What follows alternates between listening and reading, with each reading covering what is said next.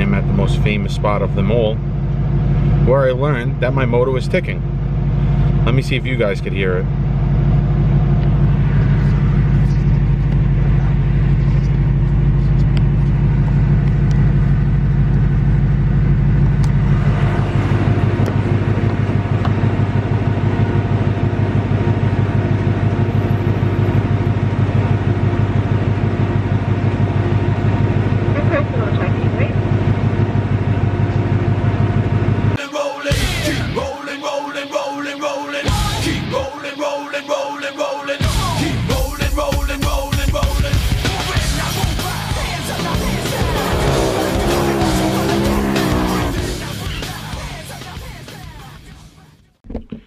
What's up, guys? Welcome back to the channel once again.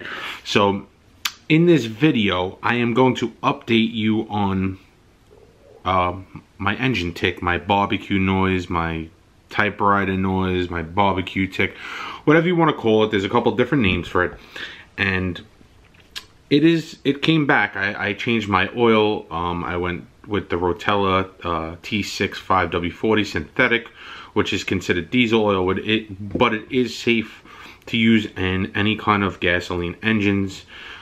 People have said, well, you have direct injection, you're not supposed to use it, but that is not true because a diesel engine is direct injections. Fuck me.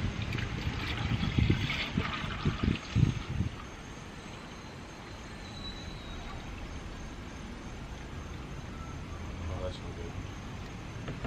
That's no good. That's no good at all.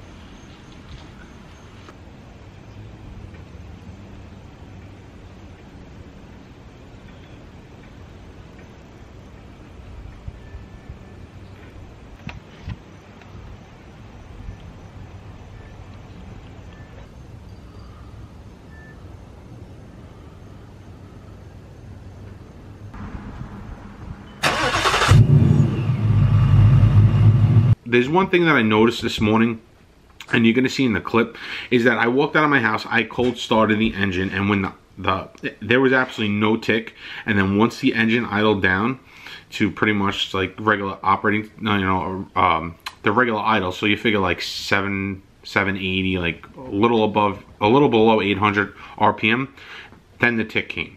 And I never noticed that before, but in like the last 2 weeks, it just came back. I heard it in the same place that I heard it the first time I ever heard it, was when I went to the drive-thru at the bank and I was making a deposit, and I just heard that ticking, that rattling noise, and I'm like, what the hell is that? And it just like caught my ear, and I started listening to it, and I kind of ignored it at first when it first happened. And then we went to the Mod to Fame Fest, and that was the first time I met Boosted Addictions, and we got to talking, and we were just bullshitting about our cars, and then all of a sudden, like, he was like, oh, I got my short block replaced, but this one's ticking too. And I'm like, what are you talking about? And he's like, come here, let me show you. He started the car, I went over to it, and I listened, and I'm like, holy shit, that's the same exact noise I have. So that's pretty much all I want to talk about, but I just want to show you that I still have it, because, you know, I get those constant messages every day. So the oil that I changed the oil, it did help. For like 2,000 miles, I had no issues, but obviously it came back. So probably like 2,100 miles when I noticed it again. I didn't notice it before that. I don't know if it's because the temperature here started to drop, and you know, it finally hit the 50s, because we still had warm weather like 2 or 3 weeks ago. So I really don't know what it is, and I hope they figure out some kind of solution. And I'm just making this video because I know this tick video is literally all over YouTube. I'm just making this video because I just want to tell my following, or my fans, or people that have watched this video and commented, that I got it back, and it sucks.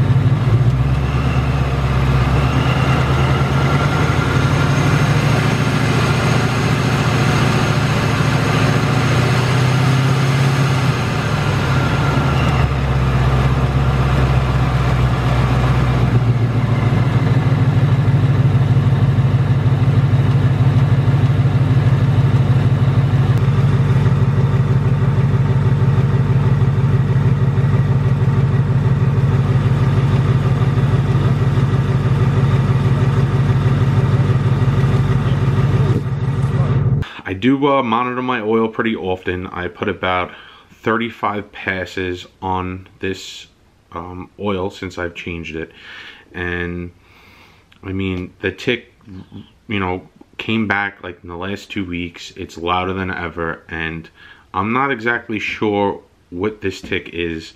I had it up on the lift. I didn't use a bore scope. I didn't check any of my cylinders. I checked all my plugs. Everything was good.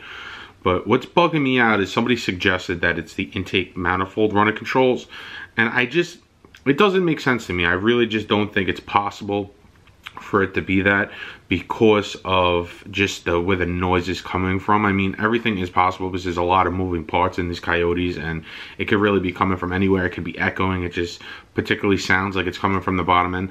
But I mean, if you check the forums or you check Facebook, I mean, this is like something that's posted every single day. I actually have people constantly messaging me on Facebook or DMing me, oh, what should I do? Should I supercharge my engine? Should I turbocharge my engine? I have this tick that everybody else has, and at this point in time with my car that I've owned it almost like 6 months now. I think it's 5 months, or maybe 6 months November. Yeah, 6 months November.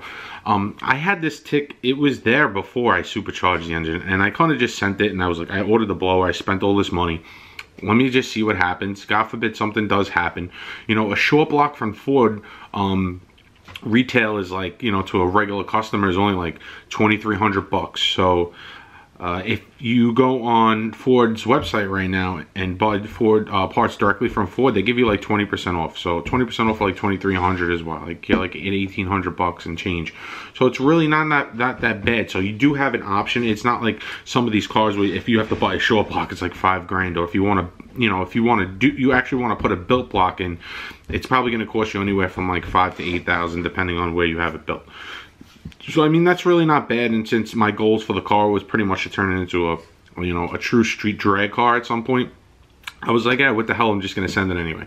But the problem that's really starting to bother me with this whole tick issue is it's just affecting so many different Mustang owners, especially in the 18s. I know this noise has been around since like the 2011, the Gen 1 Coyote, but the whole thing with this is that the 2018, not only does it tick, it also rattles. So I do have both. I have the tick and I have the rattle, and there isn't no solution for it. There has been people that have short blocks replaced. I personally know somebody that's had 3 short blocks put in the car, and each and every one of those short blocks have ticked. So obviously there has to be something to do with manufacturing. There has been some engine failures like that I've seen posted up on the forums and Facebook, but there hasn't been any proof exactly what has caused this failure. As you know, if you follow Project Honey Badger, Josh Baker, his motor gave out on the dyno, but he was, you know, making 1,000 horsepower. I think he was making like 700 pounds of torque.